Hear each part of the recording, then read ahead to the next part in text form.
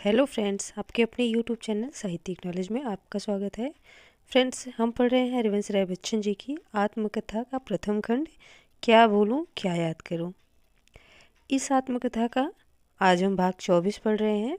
हम मूल पुस्तक का अध्ययन कर रहे हैं जो हिंदी साहित्य से संबंधित सभी परीक्षाओं के लिए उपयोगी सिद्ध होगा। तो चलिए हम अध्ययन पे चलते हैं। हरिवंश राय बच्चन जी चंपा की यात्रा के बारे में बताते हैं कि 7 या 8 जुलाई होगी। किसी ने सवेरे सवेरे आकर खबर दी, सुंदर और चंपा बद्रीनाथ की यात्रा से वापस आ गई हैं।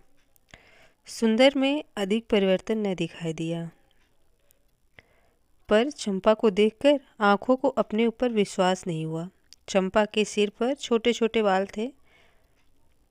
तीर्थ में उनका सिर मुड़ा दिया गया था। शरीर हड्डी हड्डी रह गया था।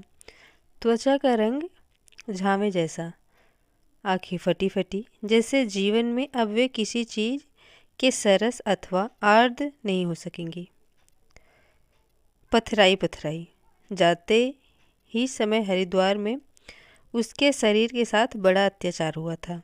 कमजोरी की हालत में ही पहाड़ी यात्रा आरंभ कर दी गई थी। उसे स्वयं आश्चर्य था कि वह किस बल पर इतनी अपार यात्रा करके लौट आई। उसके खूंट में एक गांठ बंधी थी। इसमें वही कागज बंधा था जिस पर अपना नाम लिखकर मैंने उसकी झोली में डाल दिया था। उसने मेरा नतीजा पूछा। मैं कुछ नहीं बोला। वह समझ गई। बोली, दोषी मैं हूँ, पर प्रायश्चित भी कराई हूँ। कुछ देर चुप रही, फिर बोली धीमे धीमे, शब्द शब्द अलग अलग, जैसे बोलने में उसे कुछ कष्ट हो रहा हो। आज स्कूल खुल रहा है। स्कूल जाओ, खूब पढ़ना। मैं सब कुंड नदियों में तुम्हारे नाम की डुबकी लगा आई हूँ। सब देव मंदिर देहरियों पर तुम्हारे नाम से सिरदा पड़ाई हूँ। तुम बहुत दिन जियोगे, बहुत कुछ करोगे। देखने को मैं न रहूँगी। मेरा समय आ रहा है। आज संध्या को मैं अपने पिता के यहाँ चली जा रही हूँ। वहाँ लौटकर शायद नहीं आऊँ। यहाँ लौटकर शायद नहीं आऊँ। जिस धरती पर जन्मी थी उसी पर अपना शरीर छोड़ना चाहती हूँ। अब मेरी भेंट शायद ही फिर हो सके। अच्छा, अब जाओ, बद्री विशाल तुम्हारा मंगल करेंगे। मुझे लगा चंपा जैसे मेरी माँ की उम्र की हो गई है। मुझसे ऐसे बोल रही है जैसे माँ बेटे से बोले। बेटे की तरह ही उसे प्रणाम कर मैं स्कूल चला गया। स्कूल खुलने का पहला दिन था। अपने अपने अभिभावकों के साथ नए नए लड़के कहीं फार्म भराई, कहीं नाम लिखाई, कहीं फीस जमा कराई। 9वीं के लड़के 10वीं में आ गए थे। उनके साथ बैठने में कुछ संकोच होता है। कोई मैं अकेला तो फेल नहीं हुआ था, कुछ और फेल हुए थे। सबके पास कुछ न कुछ बात करने को है। मैं ही खोया खोया सा हूँ। 100 तरह के शोर शराबे के बीच उदास घर लौट आता हूँ। बैठक में लेट जाता हूँ। एडम्स की बात सोचता हूँ। मुझे नया जीवन आरंभ करना है। चंपा की बात सोचता हूँ। मुझे खूब पढ़ना है। फिर चंपा का आज देखा चेहरा आंखों के सामने आता है। फिर उसके ऊपर वह चेहरा जिसमें वह बद्रीनाथ गई थी। फिर उस पर करकल की मृत्यु के बाद चेहरा शोक में शुभ्र। फिर उस पर वह चेहरा जिसमें वह नववधू बनकर आई थी। फिर सब पर उस वृक्ष परी का। फिर वृक्ष परी से उगते हैं, वृक्ष परी के पर उगते हैं और वह फुर से उड़ जाती है।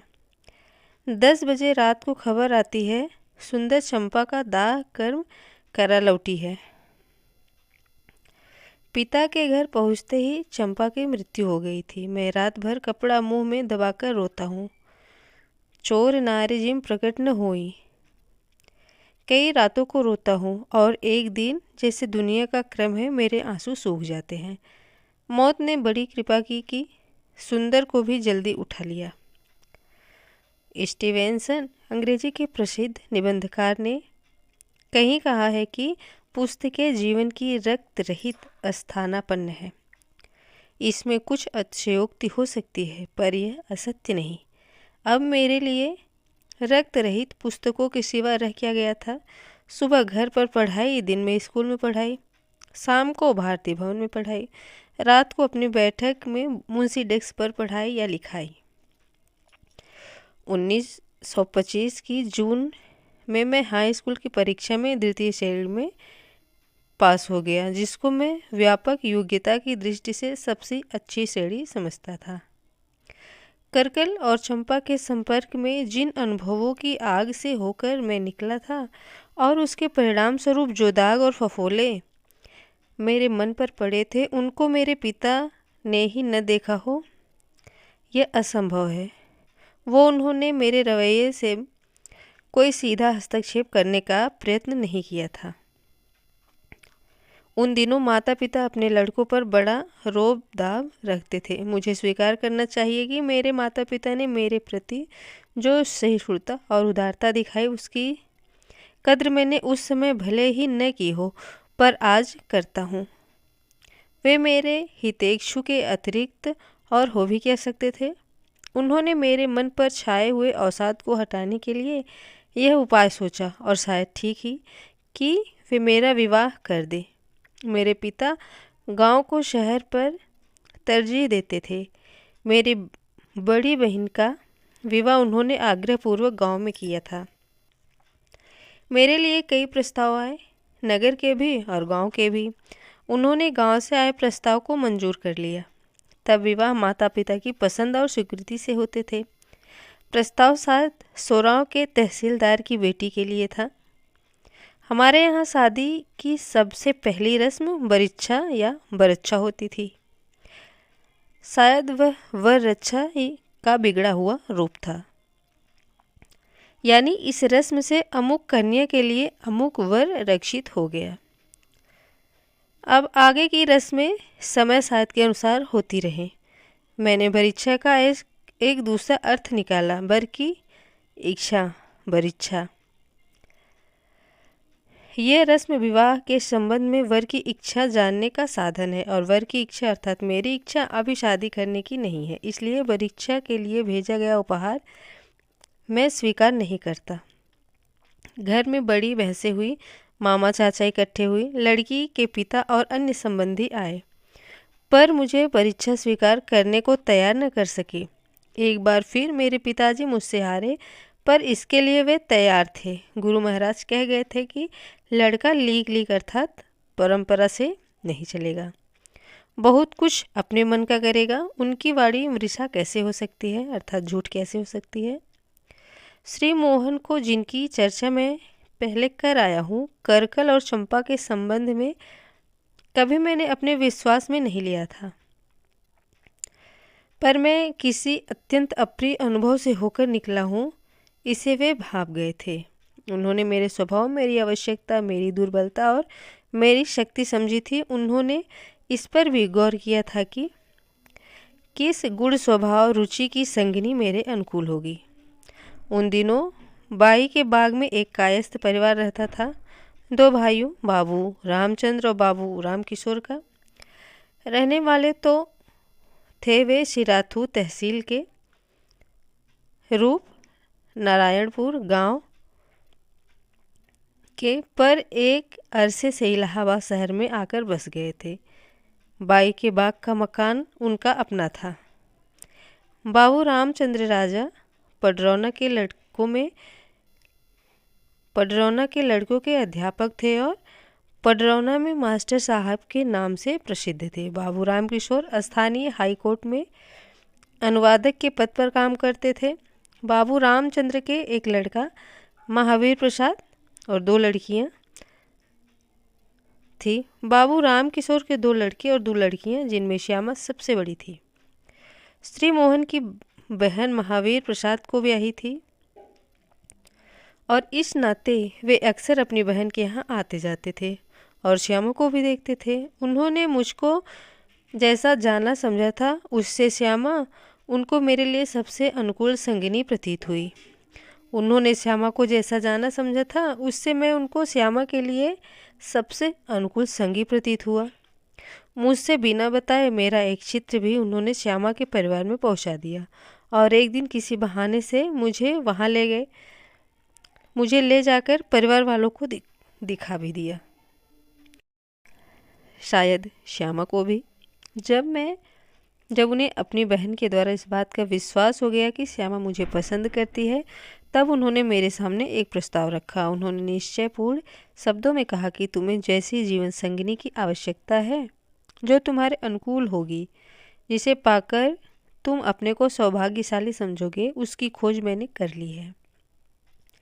यदि तुम चाहते हो कि तुम्हारा जीवन सुखी हो तो जिस लड़की से मैं कहूँ उससे तुम अपनी शादी कर लो।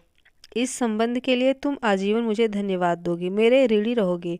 फिर उन्होंने मजाक किया, हाँ, तुम्हें तो मैं उसके योग्य नहीं समझता, पर उसमें इतनी शक्ति है कि वह तुम्हें अपने योग्य बना लेगी। लड़के लड़कियों में अब कोई न रह गया था जिससे मेरी निकटता हो, और ऐसी निकटता के लिए मैं तरस रहा था। श्री मोहन के निर्णय और उससे अधिक उनकी सद्भावना में मुझे विश्वास था। मैंने अपनी स्वीकृति दे दी। अब बड़े आपस में बात तय कर ले। बाबू रामचंद्र और बाबू राम किशोर मेरे घर आए। उन्होंने पिताजी से बातें की। पिताजी ने मुझसे पूछा तो मैंने स्वीकृति दे दी, पर एक शर्त के साथ जिसे वे मान गए। वे समझ गए कि साल भर पहले विवाह का इतना विरोध करने पर भी जो मैं अब इतनी जल्दी शादी करने को तैयार हो गया, उसके पीछे कोई कारण तो होगा ही। इस संबंध को पक्का करने में श्री मोहन ने जो भूमिका अदा की थी, बात को उससे वे अवगत हो गए, पर इसको उन्होंने बुरा नहीं माना।